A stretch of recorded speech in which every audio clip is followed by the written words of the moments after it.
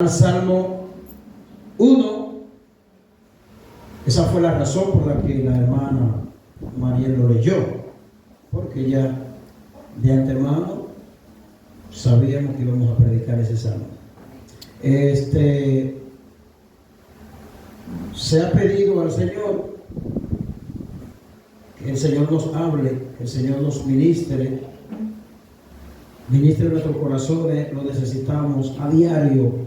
Semana tras semana necesitamos que el Señor nos bendiga a través de su palabra.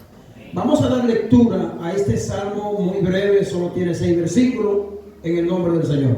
Amén. El justo y los pecadores. Bienaventurado el varón que no anduvo en consejo de malos, ni estuvo en camino de pecadores, ni en silla de escarnecedores se ha sentado, sino que en la ley de Jehová está su delicia, y en su ley medita de día y de noche. Será como árbol plantado junto a corrientes de aguas, que da su fruto a su tiempo, y su hoja no cae, y todo lo que hace prosperará. No así los malos. Aquí está el contraste del justo y los malos. No así los malos, que son como el tamo que arrebata el viento. Por tanto, no se levantarán los malos en el juicio, ni los pecadores en la congregación de los justos, porque Jehová conoce el camino de los justos, mas la senda de los malos perecerá. ¿Sientes, hermano? Con la ayuda de Dios vamos a predicar. Ayúdenos por favor con los niños. Yo creo que no es imposible, ¿verdad, hermano? Ayúdenos. Poderoso es el Señor. Queridos hermanos, el Salmo 1 es uno de los salmos quizá más citado y conocido por cada uno de nosotros. El libro de los Salmos consta de 150 salmos, y en cada uno de los salmos nosotros encontramos grandes y profundas riquezas que serán de gran edificación para cada uno de nosotros. De manera que cuando usted se acerca a cualquiera de los salmos, usted va a encontrar una profunda riqueza y manantial de la palabra de Dios, la cual usted podrá aplicar a su vida. Es una bendición cuando uno se acerca a este libro y a cualquier libro de la palabra de Dios, de la Biblia. Y es que el Salmo 1 en particular nos habla de algo que es muy interesante. Y esa es la razón por la que hemos titulado esta exposición Carácter de un verdadero creyente. Porque en este salmo nosotros vemos cómo el salmista describe el verdadero carácter que se ha formado o que debe ser formado en la vida de todo creyente. Es asombroso saber, y usted lo sabe, pero quiero recargárselo nuevamente, que el libro de los Salmos no pertenece al Nuevo Testamento. De manera que cuando el Salmo 1 fue escrito, los escritores de la Biblia no tenían la gran revelación de la palabra de Dios con la que contamos tú y yo hoy. Pues los que escribieron el Antiguo Testamento no tenían el Nuevo Testamento. Solamente habían oído hablar y escuchar por boca de los profetas del Antiguo Testamento las grandes promesa de un Salvador, un Mesías, Cristo Jesús. De manera que comparar a los cristianos, los creyentes que vivieron antes del nuevo pacto, contigo y conmigo, los que vivimos y los que han vivido en el nuevo pacto, hay una gran diferencia. Ellos sí conocieron las promesas que tú y yo estamos experimentando, las que tú y yo estamos viendo después que Cristo vino a este mundo. Pero a pesar de todo esto que yo le acabo de decir, el Salmo 1 contiene grandes, repito, riquezas espirituales, de tal manera que en el Salmo 1 vemos desplegado y mostrado el carácter que debe tener todo hijo de Dios. Y es lo que uno espera. Uno espera que todos los cristianos del mundo crezcan en el Señor y en la gracia de Dios. Uno espera buenos resultados. Uno espera que el resultado de un creyente sea un resultado positivo, un resultado que vaya por encima de las mediocridades con las que nosotros luchamos en esta vida terrenal, mundo caído, hermanos. Amén. La Biblia contiene todas las herramientas dadas por la gracia de Dios con las que tú y yo podemos ser cristianos genuinos y verdaderos, con un carácter semejante al de Cristo, que cada día se acerca a la meta final. El resultado más importante en la vida cristiana, si usted no lo sabía, es la formación del carácter que debemos mostrar a aquellos que hemos profesado ser cristiano. No es que tú y yo tengamos dones sorprendentes. No es que tú y yo seamos grandes oradores, seamos famosos o logremos con creces los antojos de nuestros corazones perversos. No. Ni siquiera que una iglesia esté llena y repleta de gente. Y eso es bueno, eso es importante, pero finalmente lo que Dios quiere hacer y que Dios se ha propuesto desde la eternidad es formar el carácter de Jesucristo en tu vida. Pastor, ¿qué es eso que usted habla tanto del carácter de Cristo? El carácter de Cristo en mi vida es la semejanza de Dios en mi vida que se vaya formando. El amor de Dios en mí, la vida piadosa. La vida de compasión, hermano, esa vida de hermandad y fraternidad que Dios forma en la vida de un ser humano, esa vida de carácter que aborrece el pecado. Por eso es que en el Salmo 1 empieza diciendo que bienaventurado, y esa es la misma palabra que utiliza Mateo en el capítulo 5, cuando en el Sermón del Monte Jesús emitió uno de los más grandes sermones que Jesús predicó, que consta desde el capítulo 5 de Mateo hasta el capítulo 7 y es llamado, muy conocido, el Sermón del Monte. Y allí Jesús toma una gran porción de este sermón para hablar de la bienaventuranza de los creyentes. Y entre esa bienaventuranza, antes que este libro de Mateo fue escrito, ya el salmista está diciendo que bienaventurado el varón que no anduvo en consejo de malo. Es decir, no andar en consejo de malo, ni estar en silla de escarnecedores, es una bienaventuranza. Y la palabra bienaventurado significa dichoso, feliz, que goza de todo bien. Le voy a decir algo que va a ser muy interesante para usted y para mí.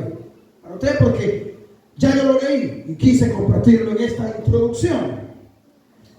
Estadísticamente hablando, en el mundo hay aproximadamente 550 millones de cristianos protestantes evangélicos. ¿Escucha bien?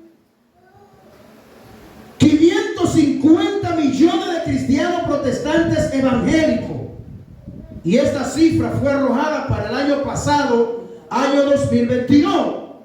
Esto representa, aquí es donde se pone más interesante, esto representa el 22% del cristianismo, porque el cristianismo en sentido general consta de testigos de Jehová, mormones, católicos, protestantes, evangélicos. Ese es el cristianismo en sentido general, pero dentro del cristianismo hay un cristianismo bíblico, y ese cristianismo bíblico se supone que debemos ser tú y yo como protestantes evangélicos. Bueno, esa gran cantidad que yo le acabo de mencionar, de esos 550 millones de cristianos que hay en el mundo, el 22% lo formamos tú y yo. Sigo aquí. Sin embargo, no todos los creyentes que han sido contados por estadísticas poseen un verdadero carácter de la vida cristiana que enseña la sagrada palabra de Dios. ¿Usted escuchó eso? Amén. De todos los cristianos que las estadísticas han recogido y han contado, no todos, esos cristianos poseen el carácter de Cristo en la vida de ellos.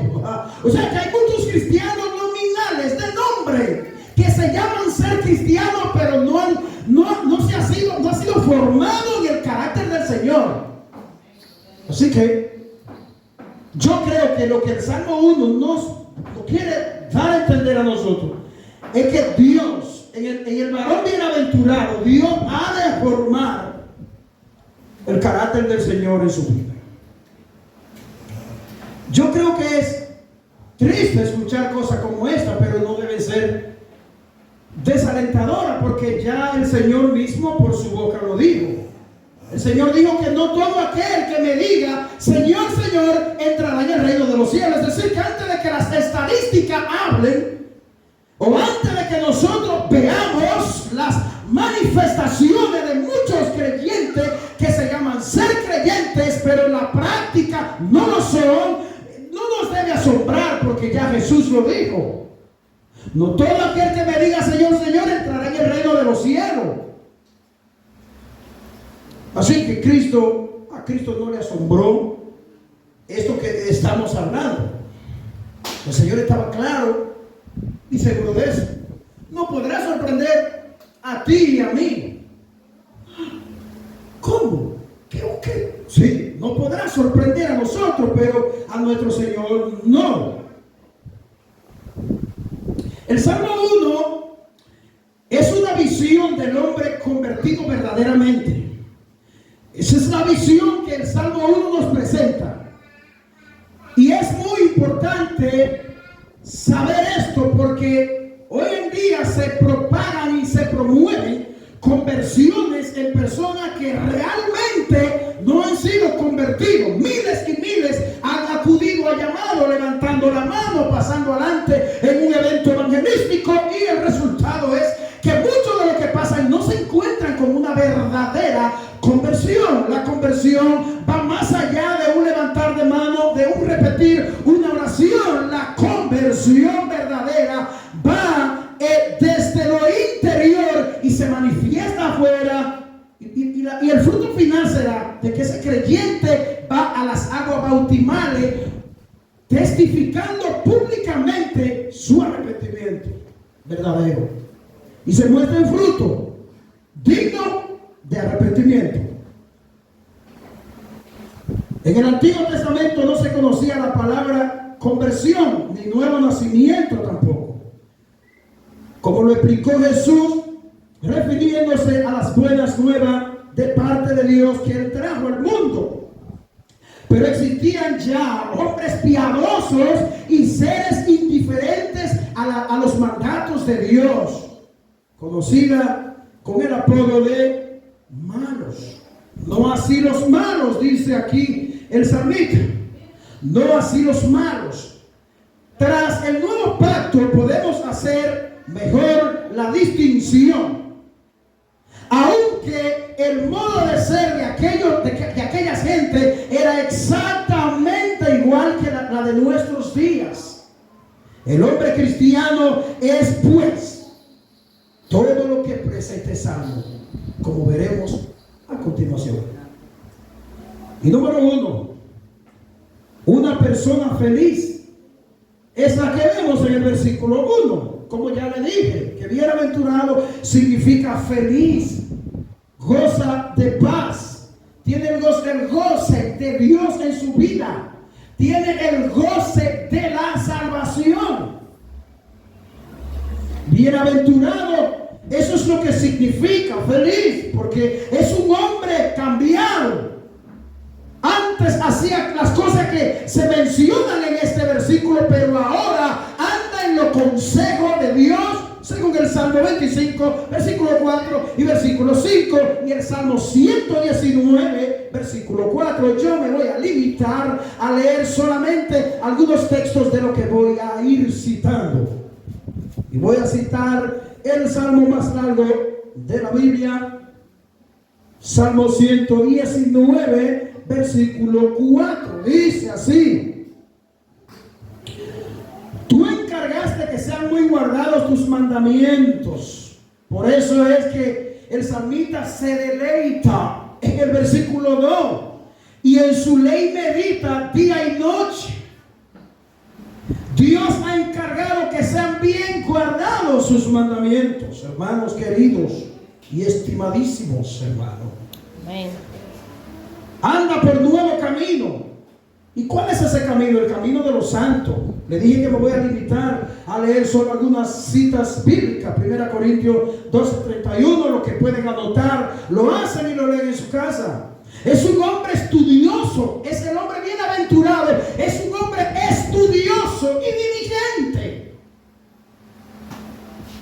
¿Y por qué nosotros podemos ver eso? Lo vemos muy fácil en el versículo 2. Escuchen, en el versículo 2 nosotros vemos eso expresado bien claro. Dice, sino que en la ley de Jehová está su delicia, y en su ley medita día y noche. Estamos hablando de un hombre que leía las escrituras, porque nadie puede meditar y pensar en las escrituras, en la ley de Dios, si no la lee. Tú meditas y deleita en lo que tú lees en el momento que tú apartas para leer la Biblia. Hay muchos que leen la palabra de Dios como un deber rutinario. Dame leer eso a las 4 yo la leo. Lo leen como un deber rutinario. No debe ser así. Leer la Biblia debe ser una de las principales devociones de los hijos de Dios. Piensa en algún plato que a ti te guste. Piensa, un minuto. Piensa en una comida que a ti te gusta. ¿Cómo tú te sientes cuando ese plato de comida que a ti te gusta está delante de ti? Cuando tu esposa te prepara ese plato favorito que te gusta, como en el caso mío, que me gusta mucho la sopa, el sancocho, esas comidas que son en forma de carne. A mí me encantan. Cuando yo tengo un plato de sopa frente a mí, yo me deleito. Bueno, piensa cómo debes deleitarte tú como hijo de Dios cuando estás frente a la Biblia. ¿Eres tú de aquello que cuando el niño te interrumpe o alguien te interrumpe, no te agrada? ¿Eres tú que desea que vengan esos momentos de quietud para deleitarte en la palabra de Dios, en la ley de Dios? Si eres de ello, eres bienaventurado y bienaventurado. Poderoso es el Señor. Gloria a Dios. Pero son muy pocos los que meditan en él. Algo bastante diferente que meramente leer es meditar en la palabra de Dios. Se deleita en ella. Cuanto más la mediten, más se deleitarán en ella. Vamos a volver nuevamente al Salmo 119. Así que acompáñame. El verso 15 y verso 16 dice: en tus mandamientos meditaré, consideraré tus caminos, me regocijaré en tus estatutos, no me olvidaré de tus palabras. O si nosotros pudiéramos hablar de esa manera como hablaban estos hombres y mujeres de Dios. Veamos el versículo 23, 24 de ese mismo salmo. Dice: príncipes también se sentaron y hablaron contra mí, mas tu siervo meditaba en tus estatutos. Versículo 24, pues tus testimonios son mis delicias y mis consejos. Wow. Amén. Qué bueno es. Mira, la vida cristiana es una vida hostil, una vida donde hay un combate espiritual constantemente entre la carne y el espíritu. Sin embargo, cuando nosotros nos deleitamos en la palabra de Dios, en la ley de Dios, vamos a estar mejor armados y equipados para enfrentarnos a los embates distintos de la vida, que se presentan de diferentes colores. Número 3, el 2 no lo mencioné. Es un hombre estudioso, número 2. Es un hombre firme, versículo 3. Vayamos nuevamente al Salmo. Es un hombre firme, verso 3 dice, será como árbol plantado junto a corriente de aguas, que da su fruto a su tiempo y su hoja no cae. Ahí el salmista está hablando de firmeza. Es capaz de resistir los vientos más recios, como un árbol que tiene buenas raíces. ¿Eres tú? De aquellos que tienen buenas raíces dadas por la palabra de Dios. En constante con los malos, en contraste con los malos que son arrebatados por cualquier viento, no tienen seguridad alguna y no podrán quedar en pie ante la tormenta del juicio final. Eso es lo que nos van a hablar los versículos postreros. No se levantarán los malos en la congregación de los justos, ni los pecadores. Número 4, es un hombre próspero. Es un hombre próspero, versículo 3 también. Y todo lo que hace prosperará. La parte final del verso 3. Y todo lo que hace prosperará. Es un testimonio vivo y atrayente del poder salvador de Dios. Porque tal vez uno pudiera pensar en que el salmista se está refiriendo aquí a la prosperidad material. Bueno, si me porto bien, si soy de tal o cual forma, voy a prosperar en mis empresas. Yo creo que según el contexto que este salmo viene hablando aquí, él está hablando de la prosperidad del alma. Él está hablando de la prosperidad espiritual. De ese carácter del cual nos estamos refiriendo. Es un testimonio vivo y atrayente, repito, del poder salvador de Dios en tu vida, de ese poder que te santifica y embellecedor, esa belleza que el Señor Jesucristo da en sus hijos. ¿Y a qué belleza me refiero? A la belleza del alma, esa belleza que permanece ante los embates de la vida, cuando los ataques emocionales vienen a nuestras vidas, las tentaciones de alejarnos del Señor, esa belleza de Dios viene y resplandece en la vida de una persona bienaventurada que ha meditado y se ha deleitado en la Biblia, la palabra de Dios, la ley de Dios.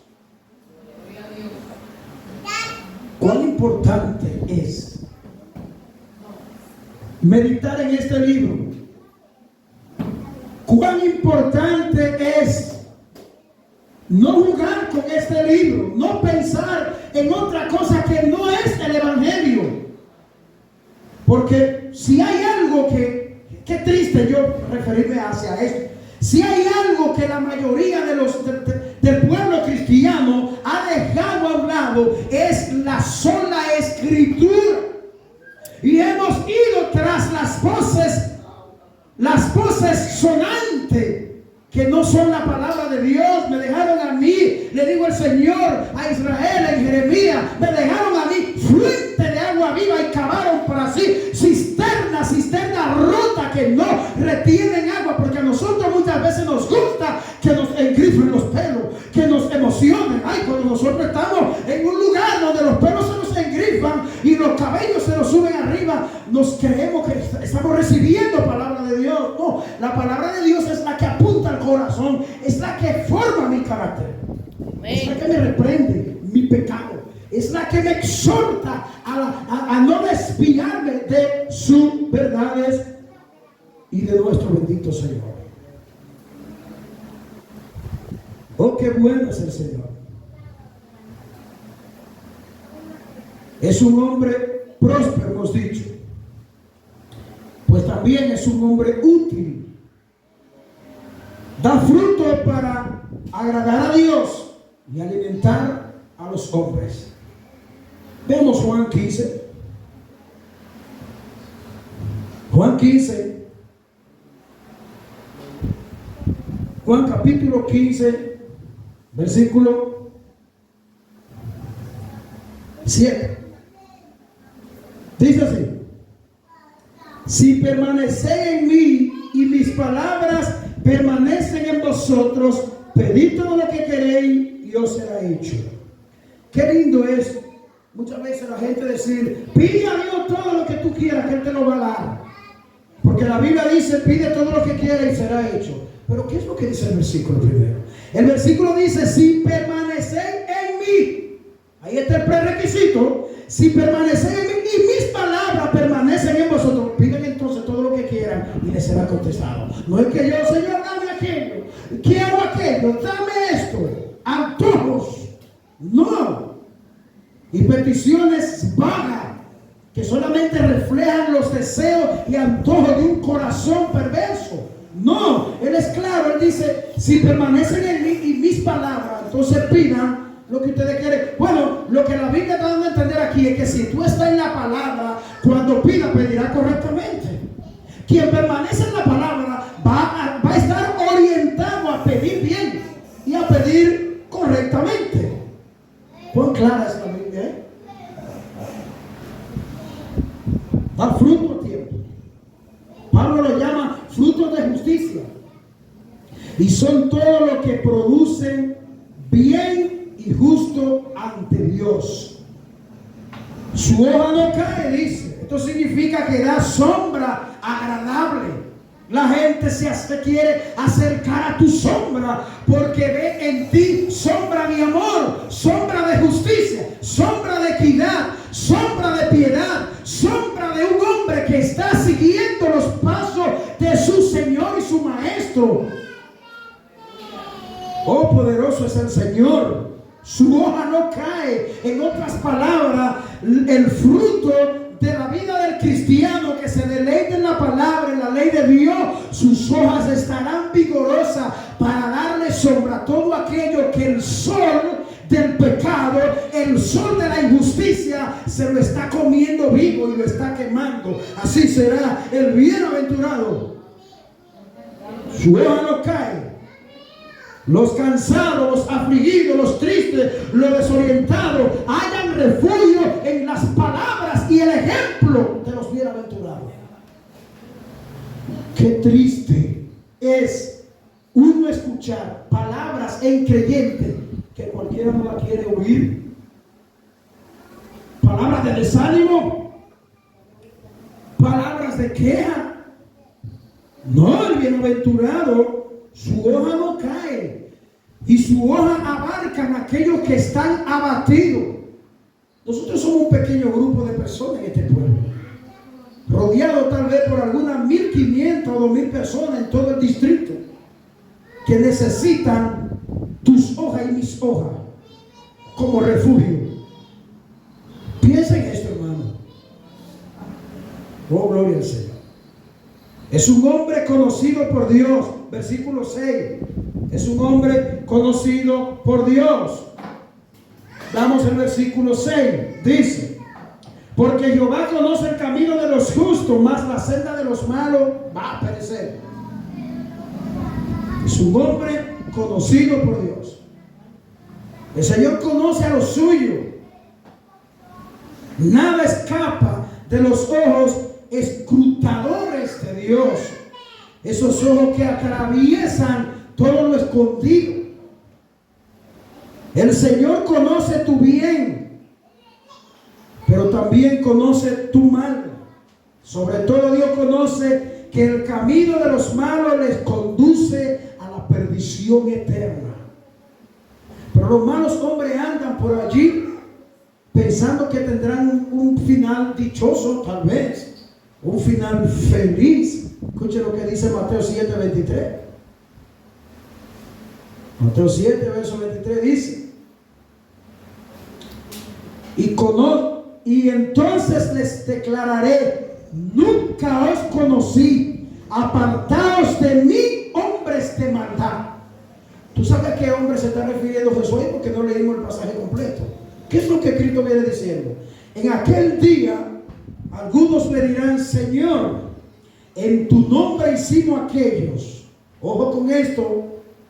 Hay mucha gente hoy con mucho movimiento evangélico, que en aquel día Dios le dirá a aquellos que le dirán al Señor: Señor, pero hice un trabajo extraordinario en tu obra y me movía mucho y yo brincaba y yo saltaba, yo me mataba con cualquiera por llevarme una vida para la iglesia. Yo nunca te conocí, apartado de mí, hacedor de maldad. ¿Tú sabes lo que significa eso? Que hay maldades dentro de hombres y mujeres en la fila cristiana. Hay maldades camuflajeadas que nadie la conoce. Mira, hermano, hay gente vestida de piedad, ministros que dirigen iglesia, vestidos de piedad, que en aquel día el escrutinador, que nada se le escapa, le dirá: mira, yo creo que tal vez si nosotros estaremos ahí, nos sorprenderemos. ¿Cómo? Sí, apartado de mí, fulanos, que predicaba todos los domingos, sí, apartado de mí, que caminaba a las naciones, evangelizaba y predicaba, salía en la televisión, en la radio, en YouTube tenía mucha visita, y la gente lo seguía, y la gente lo aplaudía, y la gente decía: el hombre de Dios, la mujer de Dios, apartado de mí, hacedor de maldad. Eso se va a cumplir en el día final, si usted no lo sabía. Así que, por sus frutos los conoceréis. La prosperidad de Dios no consiste en que nosotros tengamos muchas cosas materiales, no.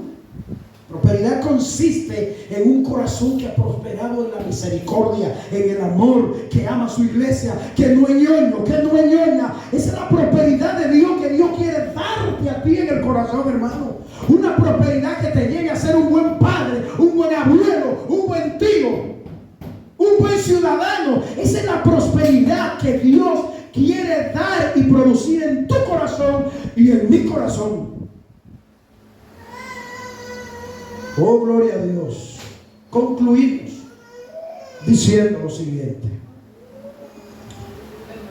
todos los días de tu vida, deja que su palabra germine en lo más profundo de tu corazón, produciendo así el carácter de Cristo en tu vida, hermano. El amor, la paciencia, la mansedumbre, la templanza, etcétera, etcétera. Si quiere, váyase a Gálatas 5:22 y termine de leerlo todo.